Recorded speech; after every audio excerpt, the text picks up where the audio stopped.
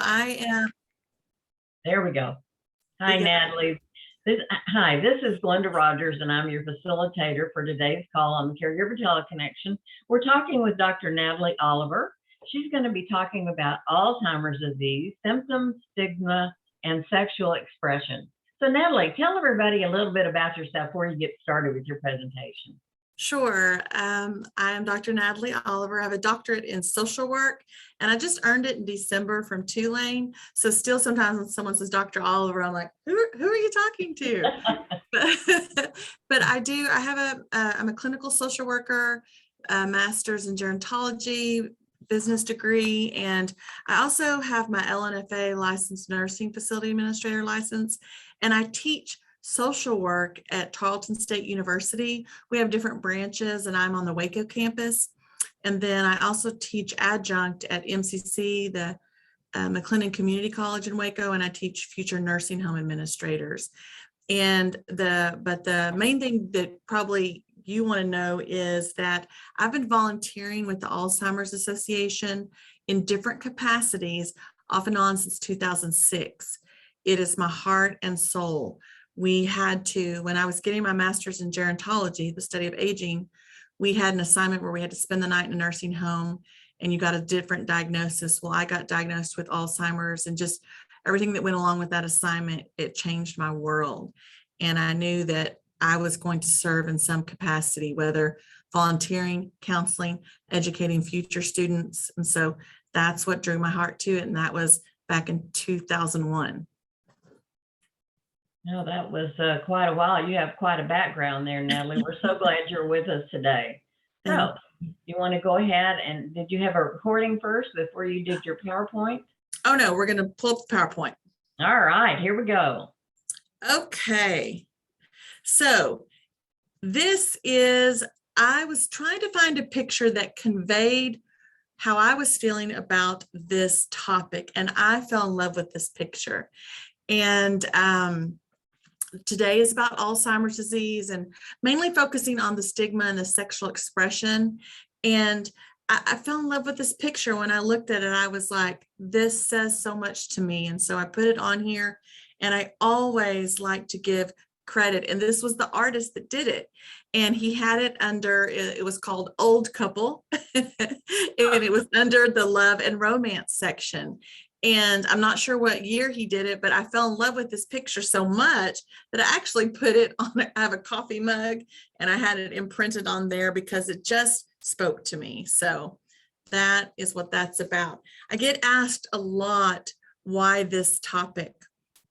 And this topic came out of, like I said, I've been volunteering, I have been counseling with caregivers and just worked with people in different capacities. And I noticed the words were not always formal, but there was this, I would hear a lot of times from the spouses about missing that intimacy, or how to talk about it. And then I have experience working in nursing homes and assisted livings and that sort of thing. And so the topic just came to me as I'm an advocate for Alzheimer's, and sexuality doesn't stop when you get a diagnosis, and it doesn't stop just because you live somewhere different. And so that's really how the topic came to me. The main objectives for today, although I am a professor, I tend to talk, but I set my alarm so that we will not go past the time. But what I wanted to talk about today was that we need to really recognize the myths and the stigma that accompanies those with Alzheimer's or a form of dementia when they're expressing themselves intimately or sexually. And then I want to talk about some practical strategies. How can we support those and their significant others? And so those are the main things I really wanted to focus on today. And I want to preface this with, as you know, dementia is not a black and white topic. It's a lot of gray area. I don't have all the answers. My goal today is to get you thinking and to get us talking and to bring this topic to the surface. And so anyone that knows me knows I always start out with why. Why do we need to know this? What is the importance? Maybe that's the professor in me thinking, my students, here's why you need to know. here's why we need to know.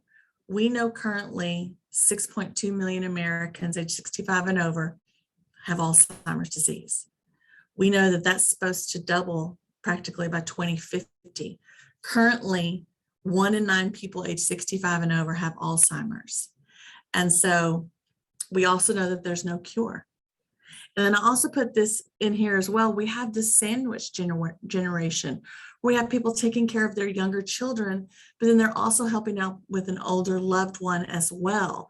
And so this, I always tell people, whether you intend to work with the aging population or not, you may indirectly be working with them. So we need to have a good basic understanding and realize that dementia is here. And like I said, we don't have a cure. Now, I am guilty of using Alzheimer's disease and dementia interchangeably, but we do know that dementia is like this set of symptoms. I explain it like this. I had someone ask me yesterday, what's the difference? And this is probably not the most positive way, but I say dementia is like the word cancer. You have cancer and then you have different types. Well, you have dementia, which is the set of symptoms, and then you have different types, and Alzheimer's is the most common type. And so if that helps put it into perspective. Also at the end, Glenda and I were talking, and we can send out all of the sources to everything that I have here if you want that as well as my contact information. So when we think about aging in society, there are many myths that are out there. And so these were some of the top ones that I came across, and I thought were important that we bring those to your attention today. The first one is that sex is for the young and what society considers attractive. And so that's a myth out there. Also, we have a myth that older adults are unable to have sex because their bodies are too old or too sick. And so that's another myth that is out there. Another myth is that once you get the diagnosis, you shouldn't be having sex if you're diagnosed with dementia. And then other myths that are out there when it comes to aging and sexuality are that men and women lose their ability to even perform sexually by a certain age. And an aging body is not sexy. Kind of going back to that first one, that it's just for the young and attractive. And then I read this in one of the articles where they were saying the stigma is you can't fire up an old engine. And so again, that's just another myth about sexuality and aging. And then the last two I wanted to focus on and talk a little more about is that we have this myth that older adults do not have any sexually transmitted diseases or sexually transmitted infections. And that is a myth, and we're going to go over that. And then we also have that it's anything, if a body part's exposed or anything like that, they're being inappropriate. It's inappropriate behavior. And so those are the two I really wanted to talk on today. The first one is, these were the latest statistics that I could find from the CDC. And so it was talking about from 2007 to 2017, how STIs, they used to call them STDs back in the day, now it's STIs, but that those sexually transmitted infections have more than doubled during that time period for those that are age 65 and over. So that goes back to that myth that older people are not having sex. That is inaccurate. So you can see here, I'm not going to read all of these, but for instance, the rates of primary and secondary syphilis, those have increased from 91 cases to over 300 in that 10-year period. And so again, you can see the rest of these as well, that they are having sex and that there are some STIs out there and STDs. The other myth I wanted to address was that this inappropriate that we use. I mean, I'll be honest, I've documented that as well before I really got into this specific topic. But there are many reasons for this, quote, inappropriate behavior. First of all, with dementia, you're having brain damage. Your brain cells are dying. And so there is some brain damage going on. It does not mean that these behaviors are intentional. There also could be accidental self-exposure. When you're hurrying up to get dressed, they might hurry up to get dressed to come out to the common area. It's an accident. It was not on purpose. There was no sexual intent there. And there can also be this kind of disorientation and forgetting where they are. So if you are having an older person that's not living in their original home anymore, and they come out and they're not fully dressed, they might think, oh, I'm still in my room, or I'm still in my former house. And so there's just disorientation of where I am as I'm getting dressed. It could just be as simple as they have forgotten how to get dressed. Now there's something inside of them that says they know this stuff's supposed to come on to them, come onto their body, but they just can't remember how to get dressed. So they're coming out to the common area or where others are to get assistance. And if they're like me, I'm a hot-blooded woman. We were talking about the heat here in Central Texas. I usually have fans everywhere I go, and maybe they're hot. So we know with dementia, sometimes the ability to communicate or say words, they might have aphasia where they're not able to get all of those, the vocabulary out, but they might be taking off their clothes because they're hot. And then, of course, there are many physical needs that someone with dementia could be taking off their clothes, not in a sexual way, but they have to go to the bathroom, or they have clothes that are uncomfortable. Maybe they're too tight. Maybe their skin is itchy, or maybe they have a UTI and there's some confusion and disorientation there as well. The heart of today's discussion is really looking at the stigma and the stereotypes that we have towards aging people in general, and then also those living with dementia. And it's very disheartening because pretty much in society, we say it's unusual if someone's getting older and they're not cognitively impaired. We're assuming that that happens with age. And we know that dementia is not a normal part of aging. So you have these statements like, I mean, I'm guilty of saying them, so please do not think I'm preaching. This was very eye-opening as I was researching the literature for all of this information. But we say things like, she's sharp for her age, or she still has all of her marbles. Again, we're implying that that's not the norm for someone, and so that it's unusual if they're functioning well. So what we've done in society is we've created that old age just because of this chronological number, because of this number, that it's going to be inevitable that when you're getting older that you will automatically decline mentally and physically. And yes, there is some decline in some areas, but what I'm talking about here is the stereotype that you've lost your mind, you can't make your decisions. And we see the stigma and we laugh sometimes at it. I've been guilty at the humor of birthday cards, or we see it in movies, or we see it on TV shows. But what I'm asking is to really think about what those stereotypes do for someone who is older. So I was reading about the sociologist Goffman, and you'll see there's a lot of quotes in this, and when PowerPoint 101 is don't put too many words, but I found some good words that I wanted to share with you. And so he talks about this spoiled identity that comes when we start discriminating against someone else. And basically, we're disqualifying them from a full social acceptance. And this part broke my heart. When we start to discriminate, we're seeing people less than human. And we do that a lot with people with dementia. And so when we're having the stigma and this discrimination, we're socially discrediting them, and we're in our minds mentally, whether we are intentionally doing it or not, we're starting to categorize them as undesirable, and they're not normal, they're not acceptable. So that's just general about stigma and stereotypes. But then you have these theorists named Corrigan and Watson, and they actually came up with these topics of public stigma and self-stigma. So public stigma is just what it says. It's we have these preconceived ideas and notions, like I was talking about with social media, and just the light that people that are older plus with dementia are put in. We have these, and they even looked at it as it relates to aging and dementia.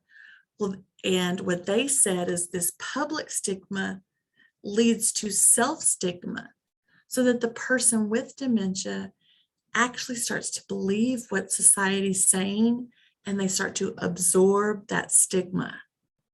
So if we think about that, if everyone's saying this and we're laughing and we're using jokes and we're assuming, they start to absorb that.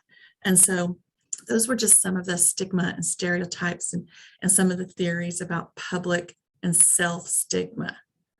But couldn't leave out the caregivers. So I had not heard of this before. We have what's called courtesy stigma. So think about it. So, and I've been told this many times, you have a married couple, they've been hanging out with friends. They finally feel comfortable to share with you, my significant other has been diagnosed with Alzheimer's or a form of dementia. Guess what happens? People start pulling away, not only from the spouse or the significant other, but also from that loved one, their significant other. And so they start feeling uncomfortable. So they pull away. So not only is that stigma with the person with dementia, but it's also with their significant other, usually the spouse or romantic loved one, or it could be the adult children. The limited research that we have does show, excuse me, there is evidence that the person with dementia and the caregivers, when they start being stigmatized, there are some causes that occur. One of them is it starts to lower their self-esteem. Well, think about it. If you're being stigmatized and having this courtesy stigma, this self-stigma, then your self-esteem starts to go down. And when our self-esteem starts to go down, a lot of times we may start to isolate ourselves because we're uncomfortable and we don't want to be around others that are looking at us or treating us in a negative light. That then can lead to poor mental health. This is where a lot of times caregivers can get depression and anxiety. And then all of those together, that lowered self-esteem, that increased isolation, and that poor mental health, all of that leads to a decline in the quality of life for the person with dementia and their caregiver. So why the stigma? Why do we have it? Well, in my readings, the ones that kept coming up was, it's a death sentence. There's no cure. So we just have the stigma and this fear of death. I even read one quote that said, it's death before death. And that is when it's talking about ambiguous loss, where we still have the person physically there, but they're not the same person that they were emotionally per se. And so we're losing them mentally, and then we're losing them again when they pass away. And so that's death before death. We also have the people that like to put their head in the sand at times. And so avoidance is easier, that I don't have to deal with it. I don't have to learn about it. So I don't have to understand it. So I'm just going to believe the stigma that's out there. Then we have the uneducated, people that don't understand Alzheimer's and dementia, people that don't understand you can get diagnosed with Alzheimer's, you can have early onset in your 50s, and so, or earlier. And so so we have this, they're just not educated about it. We also know people in, like, I break it down to the 3 stages, like Alzheimer's Association. So a lot of people in the first stage or the early stage, they're still driving, they're still living a successful life. But people think, oh, once you have that diagnosis, then they start to stigmatize you. And then sadly, we have some people that say, well, once you're diagnosed, you really can't contribute to society, so you're more of a burden. So those are the reasons why we have the stigma that we have towards those with Alzheimer's or a form of dementia.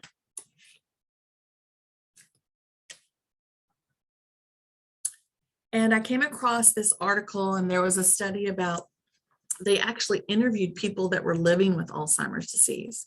And these were some of the quotes that really stood out to me. So again, these are people that are living with Alzheimer's disease and what they say about stigma. One person said, when people say dementia or Alzheimer's, everybody thinks you're going to die. Another person that's living with Alzheimer's said, I'm not ashamed of having Alzheimer's. All my neighbors are aware I have a problem, and there's no ridicule, no stigma. And so I wish we would get it out of our minds that we've done something, that we need to go under the table and hide. And then the last one here of someone living with Alzheimer's said, the general public's attitude towards Alzheimer's in some instances is not very nice.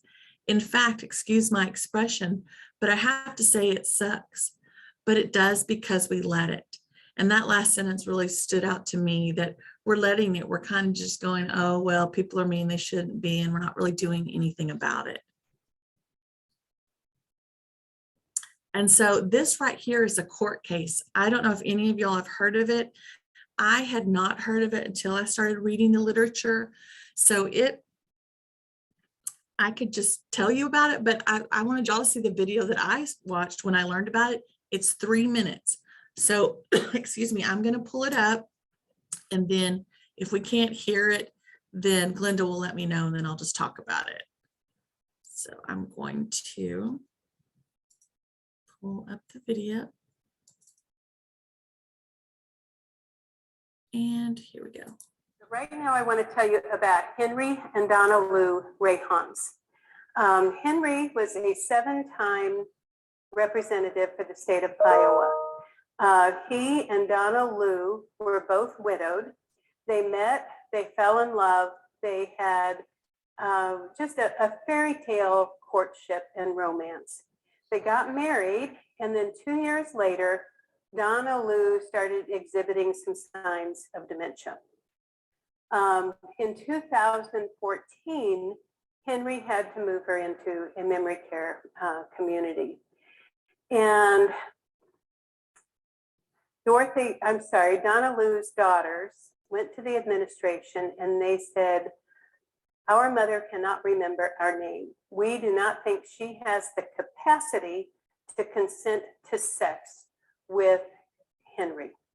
And so they said, no more sex. We don't want Henry coming in here and having sex with Henry.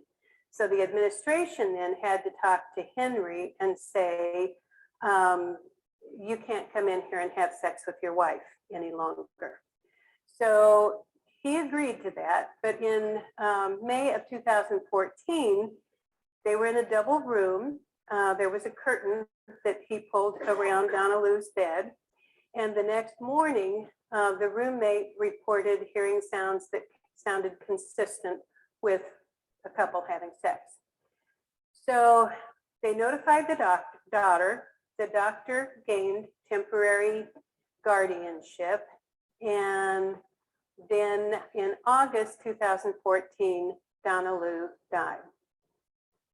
In April 2015, Henry was charged with 3rd-degree sex abuse. He was tried for it. He broke into tears 10 times during his 3 hours of testimony. He said he loved Donna Lou. She loved him. He said, she treated me like a king. I treated her like a queen. I never did anything that was inappropriate or anything that she didn't want.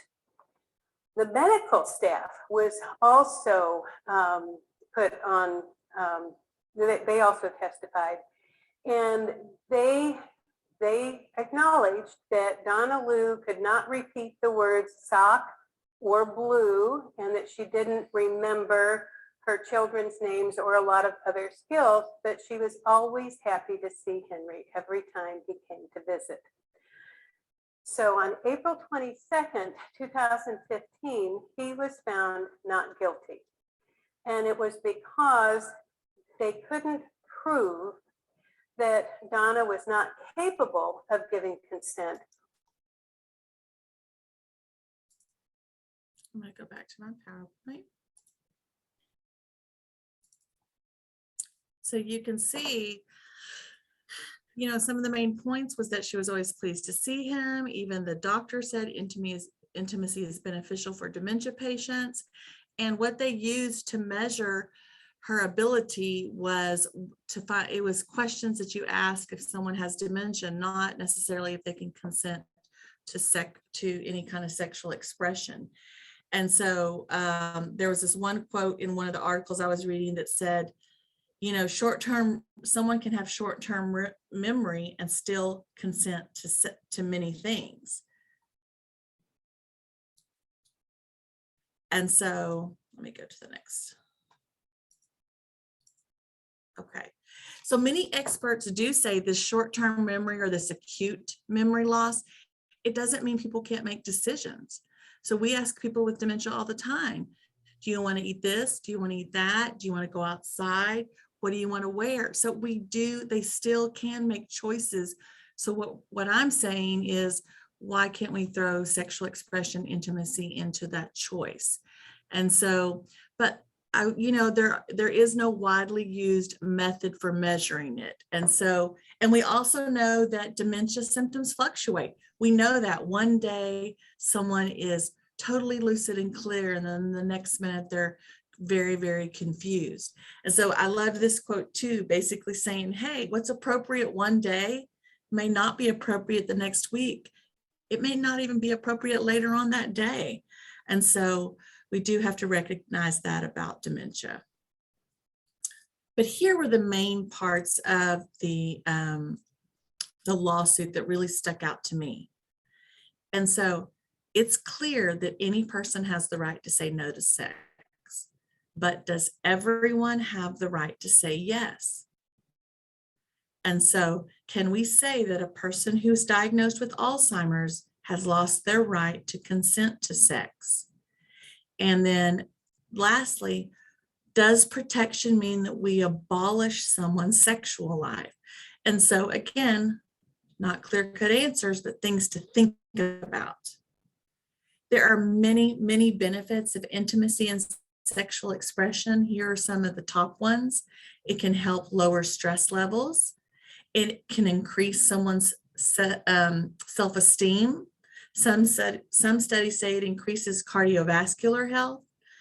I love this one study. It said it brings higher levels of life enjoyment. It can also lower depression. We know the physical affection's been linked to higher levels of oxytocin, that's the feel-good hormone. And this one was a new one when I was reading about this, but I read it in many different studies and articles, well, the ones that were available. It decreases pain sensitivity. So I was shocked to learn about that one as well, that it can help with pain tolerance. But I do realize the reality. One of the reality is that sexual expression can be more than penetration. So that is what I'm talking about today. There are many different forms, which we'll get into. And sexuality is a fundamental human right. But also, I do realize that the era that the older population grew up in, so if we're thinking about people, 70s, 80s, 90s, that maybe that, generally speaking, not all of them were talking about sex or even able to say, talk about the pleasure and the positive of it. Maybe there was shame or there was guilt, not like how we talk about things today. And so we do have to take that into consideration as well. And then the reality is that sex does not stop at age 50, 60, 80, etc. And so you can read down there about one of the, there was a big study done. And so the things that they found were still important up until, age 85. It's just not talked about. Again, going back to that stigma. Now, I brought up person-centered care because if any of you have had a loved one in the long-term care environment or have worked in the long-term care environment, this is a big philosophy, movement, theory that came about, goodness, I don't know, maybe 10 or 15 years ago. We want to have person-centered care when you move into a nursing home or skilled nursing facility, however you want to term it. I usually just throw it all under long-term care. But we had this idea of we want to treat everyone that lives there, residents, individually. And it's a great philosophy.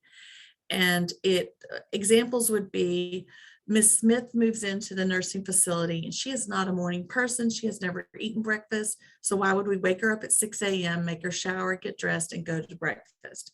So person-centered care says, hey, leave Miss Smith alone, let her sleep till 11, and so on. Another one would be Mr. Jones. So Mr. Jones always, for the last 70 years, has showered at night before he goes to bed.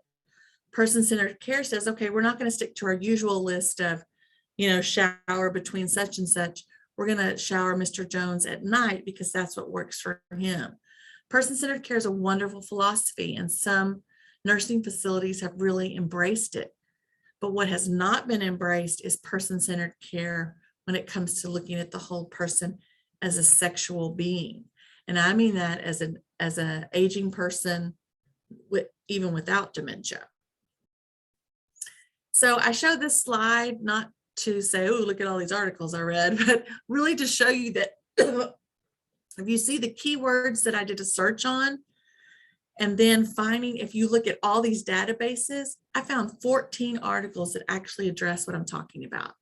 That's the part that was heartbreaking to me.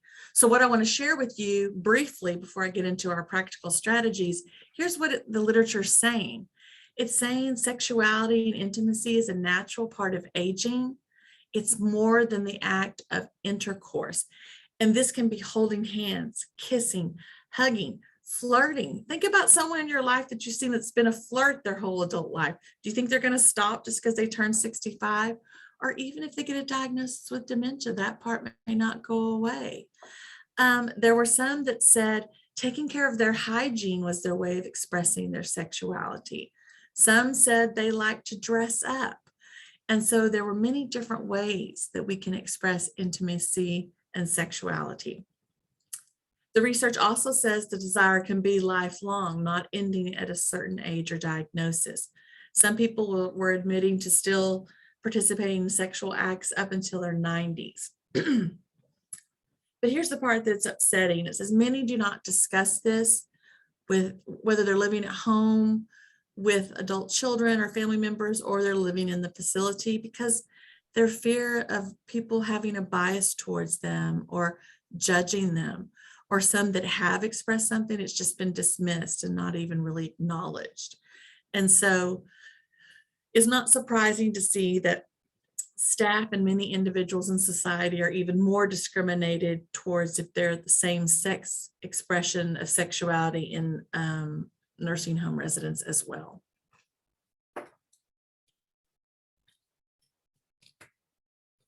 Some common roadblocks to expressing sexuality in the long-term care environment when it comes to those living with Alzheimer's disease. A lot of times there's no privacy. Majority of rooms, and you heard it in that lawsuit, they have a curtain that they pull between them. Some people have their own room, but majority, they're sharing a room with someone. So there's not that privacy. And another roadblock, which is totally understandable, is that staff and family want to protect the person with dementia. We don't want them to get it taken advantage of or exploited. So totally understandable about protection. A third roadblock is when people go into facilities, the focus is medical health. And so sexual needs, intimacy needs don't really take a priority because of any medical issues. One study was talking about that one family member was saying, it's okay if they express themselves as long as they're not having actual sex. And then the huge one is legal action. Again, understandable. Facilities are worried, well, what are we going to have, a free-for-all? And then are we going to have legal action? So again, these are legitimate roadblocks that we, I understand why we have these. Literature is also talking about basically what these three statements say is there's not enough studies on the topic we're talking about. If you're a facility, you say you practice person-centered care. We're not having enough research with family members and the person with the actual dementia. So here we go. What can we do? What can we do? Because we can be the change makers. The first one is we've got to talk about it, which is why I'm so glad you're here today. And this link to this video was a lady that works in an assisted living. She said, if you think your loved ones with dementia are not thinking about sex, you're wrong. And so we need to talk about it. And this is probably my 100th time to say it. Diagnosis does not equal lack of sex drive or intimacy needs. Because when we start to talk about things, we help normalize it. And so if you're talking about it, it can help you cope with it better, and it can help other people become more open and comfortable talking about it. Now, this next one, depending on my audience, I'll say, check yourself, because we have to check, what are my biases? What stigma am I projecting onto others? And what are my expectations? Do I have different expectations towards my parents than I do other older persons? And so really we have to look at ourselves, because what are we showing others? We need to provide factual information, not just, well, they shouldn't have sex because all those myths that are out there. We need to provide opportunities to talk about it with the people with actual dementia, their significant other, their families in the community. And the thing that popped to my mind when I was first putting this together was, look at how far mental health has gone. I'm 48, and I remember people my age or older don't really talk about their mental health. They don't admit it. You're weak. It's this. You have a good life. Why are you depressed? And so, generally speaking. But as a professor, my students come up to me all the time. Dr. Oliver, I'm sorry I didn't have my assignment. I checked into the mental health hospital this weekend, or I didn't take my bipolar medicine. It's so normalized that it's just another fact of life. My hope is that if we start talking about it, first of all, we need to just talk about the stigma and discrimination towards aging and sexuality first. I know we need to do that first. And then hopefully one of the effects of that will be those with dementia as well. When I say talk about it, I also believe that people in relationships, romantic relationships, they need to talk about it. And they need to talk about it early on, and they need to decide what's going to happen if. What if your romantic partner no longer recognizes you or wants to be with someone else because they think that someone else is you, or they're comfortable, or you're living in the community and they're at the facility. So this is where you have to look at your belief system and your values. And then you also, a lot of times I hear from my caregivers that are the spouses, I'm the caregiver. I'm doing all of these intimate daily physical tasks. I am not sexually attracted anymore. What does that mean if your spouse with dementia still has sexual needs? So these are things to think about and talk about. And it's really good to have a professional there that can talk about Alzheimer's disease and give you a good basic understanding of the disease as you talk about these decisions. The second thing we can do, so the first one was touch. The first one was talk. Now we need to talk about touch. Touch is so important. And so I'm not going to read all of these to you, but I love some of these. It says, touching someone can convey a message in a way that words cannot. Think about a time you've had that when someone's grabbed your arm or your hand or patted your head, something that just words couldn't connect, but you can connect through that touch. Here we go with that overall well-being again. And so touch can help with that overall well-being. And then for a person with dementia, touch can serve as a universal language. Maybe they're not understanding the words, they can understand that touch, that intimate, that loving, that soft touch. And then if any of you are not familiar with the 5 love languages, I would strongly suggest that you Google it and take a look, because what you'll learn is that people need to feel loved in certain ways. Some people want acts of service, some people want gifts, some people need touch. So if you have someone that their main connection to their romantic partner is touch for the last 70 years, and all of a sudden they get diagnosed with dementia, or they move into a facility and we're saying, nope, no more touch, you've got that diagnosis, nope, no more sex. That's a part of who they are. So just something to think about. Number 3, we need education and training. What we're doing today, we're talking about it, we're educating about, we're learning about the stigma and the myths out there. So asking questions creates choices. I love that. Something else I learned about, and I bought a book, it was called Sex Positive Social Work. So we need to provide a more sex positive attitude towards the aging population and specifically those with dementia.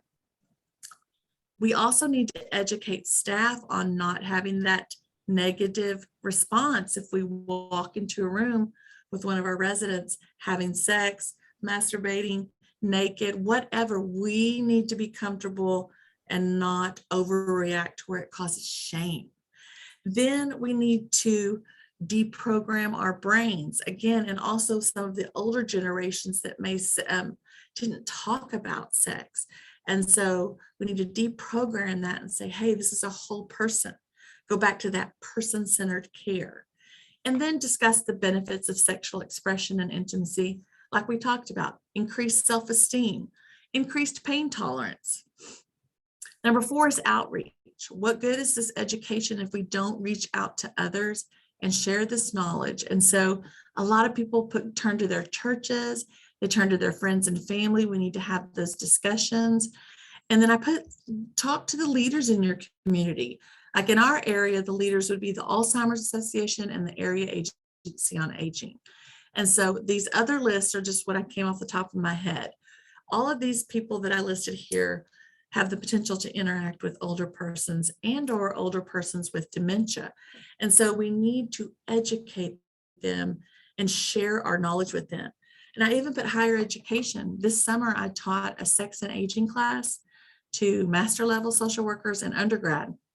And it was so cool. One of my master level students, the class ended 2 weeks ago. One of my students who's in another class emailed me and said, hey, Dr. Oliver, I just wanted to let you know that I used to not be comfortable talking to my family about sex. And I talked to them the other day. I was like, oh, we're normalizing it. This is so great. Number 5, we need policies and procedures. We cannot just have some free for all and say, okay, let's start letting everyone have sex at the nursing home. We need policies and procedures. We need to collaborate with those that are affected by this. And again, a wonderful term, sexual advance directives. We have medical power of attorney. We do durable power of attorney. We do for our finances.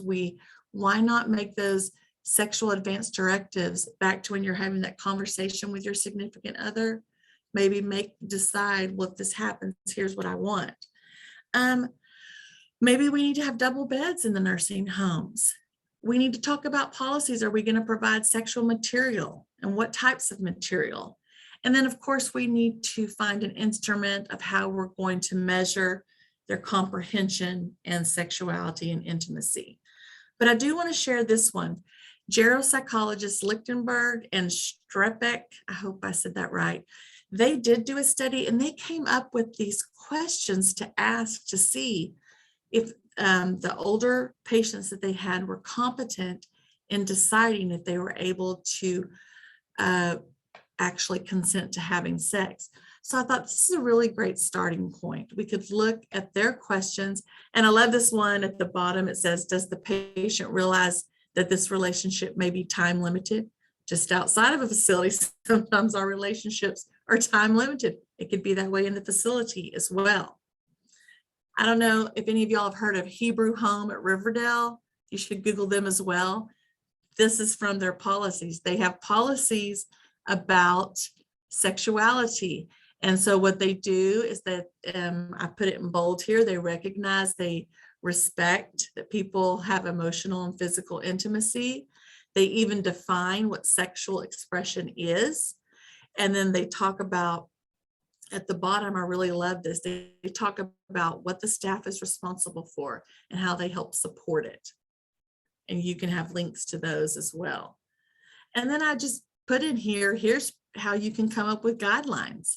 It's just a simple, what you can do. You get people together, you brainstorm, you make sure you're educated about Alzheimer's and dementia and the aging population. You come up with some policies, you get some community involvement, you reevaluate. I would think something like this would always be like what we would call a living document. We are continually updating it to be where we are presently. This was interesting. I was so excited to learn about this. This is a test you could ask your staff. So if you wanted to see where your staff were, it's called the Adult Sexual Knowledge and Attitude Scale. And they have this subset of questions where they ask people their attitudes about sexuality and nursing homes. And so if you want, say you're like, yeah, I want to start educating and I want to do outreach. Well, this would be a good place to start with checking with your family or checking with your staff. See, where did they go on this scale? And then that can get us a starting place. Another thing we need is more research. I've already talked about that. And then the last thing I added as far as what we can do is I am a social worker. And so we have these core values that we live by and that we practice with our patients, our clients. And two of them really stuck out to me for this topic. One is the dignity and worth of the person. Again, going back to that holistic care, and that people have rights and people should make decisions, although, of course, they need to be safe as well. And then, of course, the importance of human relationships. Social workers recognize the central importance of human relationships. And I would add on there, and human touch. So this is what we can do in a nutshell is we need to talk about it. We need to help normalize it. We need to deal with our own issues when it comes to talking about sexuality.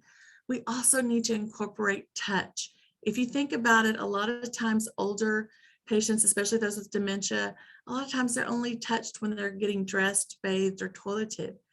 But we need touch, human beings in general. Some may not like it, but in general, we need to put the lotion on their hands or hug or just rub like this. So that importance of touch.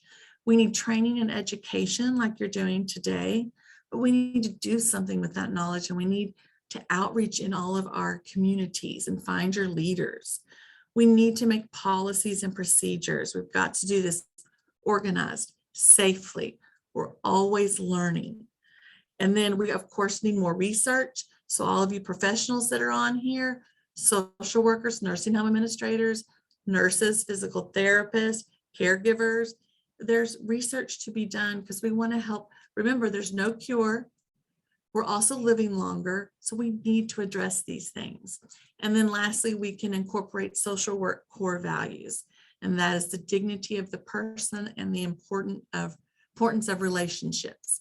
These are my final thoughts on this, and then if you have any comments or questions, that people with dementia or Alzheimer's should be able to live fully and express their sexual citizenship. We need to understand about the stigma and the discrimination theory that we touched on. And we really need to, if we say we're person-centered and we're about the person living in our facilities, we need to understand what person-centered care is and not leave out intimacy, romance, relationships. And then I love this quote. This goes back to that Hebrew home, the one that has the policies and procedures. And he says, intimate needs of dementia patients are real and should be respected. We honor what remains in a person, not what is gone. This right here, if you want to take a screenshot or take a picture, or we could email it to you. The main thing I would point out here is if you want to keep updated with Alzheimer's information and stuff, this type of topic, I have this Facebook page called Alz Education. I always tell the Alzheimer's Association I'm a supplement because their website's amazing, very easy to use. I would definitely go to alz.org. But if you want to follow with trainings and stuff, you can always go to this. Okay. I am open for comments and questions, but I will preface, I do not have all the answers, but it's in my heart and I felt it was important enough to bring about to your attention. All right. Thank you so much, Natalee, for all that wonderful information. It really made my brain start thinking there. If you have a question or a comment, something you'd like to share to add to the conversation, you can put it in the chat box. You can unmute your microphone and I will call on you by your name. I don't think anybody ever called in using their telephone. No, they did not. So we're all on Zoom. Or you can just unmute and speak up and we'll see where we go with this conversation. Well, people are thinking, Natalee, I know that when I was working as the director of Area Agency on Aging and we had our ombudsman program, I know the sex topic always came up. And it came more from families. Of course, staff in long-term care facilities always brought this up, and it came up from families. So do you have suggestions of how the professionals that are with us today might reach those families as far as education? Definitely. I think families need to be with a professional, like I would say someone from the Alzheimer's Association, or someone like I'm one of their volunteers, someone in the field that understands Alzheimer's, but also that understands, like I'm a clinical social worker, so I'm a therapist as well. And I really think you need someone that understands the family dynamics. I mean, I sadly make the joke that families keep therapists in business, right? We always blame our parents for everything. Yeah. And so Yeah. that's what my mom's like, what are you blaming me for today, Natalie? But you know, we really need to understand the mental health side of it, the dynamics of family, all of that, even before dementia even comes into play. And so I think just talking with a professional, either a mental health professional that understands aging and dementia, or talking to a dementia professional that understands just family dynamics and mental health, and just really talking about what, you know, getting that normalization of, you know, getting past the, oh, my parents still have sex, you know. Or ever did, as a matter of fact. Right. And so, you know, just getting past those, and just, I think just talking about it and becoming educated. There's so many myths and misguided information. So just getting that basic understanding of, when we're talking about sex, it doesn't have to be penetration. It can be like, you know, all the other things. So I think just having that professional that understands the different dynamics, and just having an open conversation. And sometimes, you know, that's what I always tell people that are hesitant to go to therapists, or that I'm like, hey, I'm not your family and I'm not your friend. I have nothing to gain except by not telling you the truth. And so Absolutely. I can help see that objectively. And so that is another benefit of that as well. Yeah, I agree 100% with what you said. Stacy said that it was very informative, your presentation, and made her think about touch and the importance of it. And I think as we're into our third year of COVID, that has just amplified that need. I'm a single woman, has amplified that need for touch, because we have missed that during all of this time. And we don't know what the future is going to hold, because we may go back to that again. But I have always personally felt that there should be a masseuse in every long-term care facility, because just having a massage is that touch. And it's all over, and it's not sexual, but it fulfills that. And as you said in your PowerPoint, that brings all the good stuff up in us. Yes, definitely. Touch is so important. Like I said, when you're mainly focusing on things that may be degrading to them, or things that those intimate toileting and things, to just have to make that sense of normalcy of, you know, let me just feel what society says is normal, just for that moment, and just hold my hand and stuff like that. That's right. And can't you just envision people doing hand and feet massages? That's all they would have to do in a nursing home, and it would just spread the joy everywhere for sure. Exactly. We've given you a couple of minutes to think about this. Does anybody have a question or another comment for Natalie before we close? We have a couple of more minutes if you do. If you have something related to this that you would like to bring up, maybe a personal experience that you've had with a loved one in a nursing home having to do with sexual expression. We certainly don't want to pretend that it doesn't exist, because it definitely does. I think the ones that it's the spouses, that's the part that breaks my heart. It's the significant other of the one, you know, that's what I've come across, is they're just confused and don't want to be judged. And what do they do? Like I said, if they're wanting one thing and their loved one's wanting another, and just the things that they've had to go through privately because they don't want to be judged. And so as if they're taking advantage of the person that may have dementia or whatever. I can understand that for sure. Well, nobody is speaking up, and if you've been with me before facilitating these calls, and I've done many of them, I don't hold people over just for the sake of it. Oh wait, we had something come up in the chat box. Let's see. I'm a caregiver for my 81-year-old husband. This is Linda, who was diagnosed 5 years ago. He asked me to make love almost every day. We are sexual and loving, but not every day. What do I say? He gets upset and wants to leave because he thinks I don't love him. Oh, yes, I have heard that before. Are there, I mean, he has dementia, right? And so it kind of depends like how far, what stage is he in, what's the level, because we don't want to try to have rational conversations if they can't. And so maybe just talking about, can we cuddle this moment? Can we do this? Here's some other ways. Here's some things that I need as well. So maybe sharing your needs, or it depends, if sometimes you need distraction. Again, it depends on where they are in the process. And so what we call like a therapeutic lie is where we distract them into something else to get the focus off of that. And so being a spouse and being okay with that therapeutic lie, because you're thinking of the end game, I'm not wanting to do this 24/7. And so it might have to be some distraction. Being sure that you still reassure him that you do love him, but maybe holding hands, or sorry, honey, I've got to go. Don't do that. Or bathing him. That could be an intimate, if he's taking a bath and you just bathe him, or putting, like I said, just putting lotion on him, or putting on music. Just sometimes it's just that touch, and sometimes those words aren't coming out exactly what they need, but they're wanting that connection, that intimacy. So sometimes and like we said early on, what works one day may not work later that day, but it might work again next week. So it's just always being open. Milagros said, I used to be one of them that thought that sex was not for older people. But I think you've kind of cleared that up for her, that is not the case, for sure. So thank you for that comment, Milagros. Well, we're just about out of time. Natalie, do you have some final comments, some closing words that you'd like to share with our participants today? Sure. If you want a copy of the resources, let Glenda know.